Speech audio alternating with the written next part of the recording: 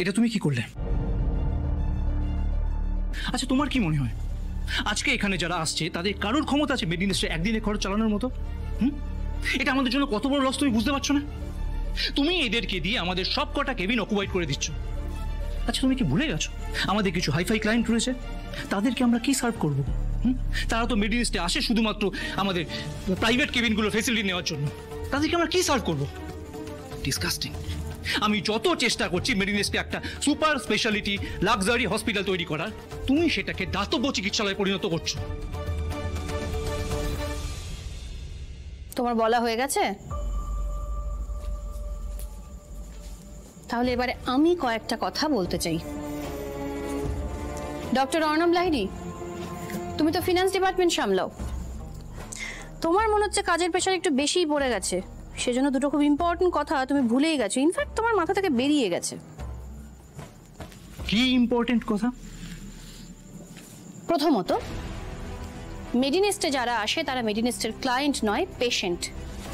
আমি আজ থেকে 7 বছর আগে যখন এমডি হিসেবে এখানে জয়েন করেছিলাম তখন ক্লিয়ারলি বলেছিলাম মেডিনেস্ট হবে অসুস্থ মানুষের সুস্থ হয়ে ওঠার আশ্রয়স্থল। পেশেন্ট পেশেন্টই হয়, গরিব না বড় লোক সেটা মেডিনেস্ট দেখে না। টাকার হিসেব রাখতে রাখতে সাধারণ মোটোটাও তুমি ভুলে গিয়েছো ডক্টর অর্ণব লাহিড়ী। মা, ম্যাম, আর আপনি, তুমি মেডিনেস্টের এমডির সাথে কথা বলছো, আর এটা ভুলে যাওয়াটা দ্বিতীয় পয়েন্ট। আমি আশা করব এই দুটো ভুল আর পরবর্তীতে কখনো রিপিট হবে না। আমার হাতে সময় কম, আমি যা যা বলেছি সেগুলো অ্যাপ্রুভ করিয়ে ইমিডিয়েটলি অ্যাডমিনিস্ট্রেশনে পাঠাও।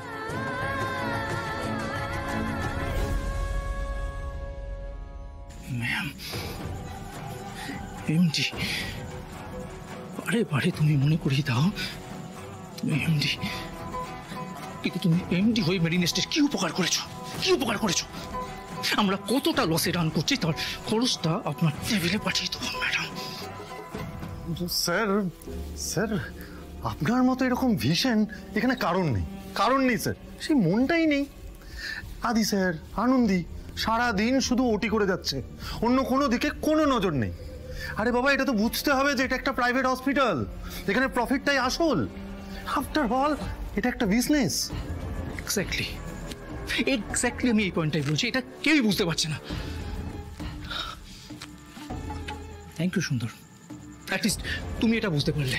স্যার, আমি আপনার টিমে আছি স্যার, আপনি আগেও যখন ডেকেছেন আমি এসেছি, আমি ভবিষ্যতেও আসবো, আমি থাকবো স্যার। আমি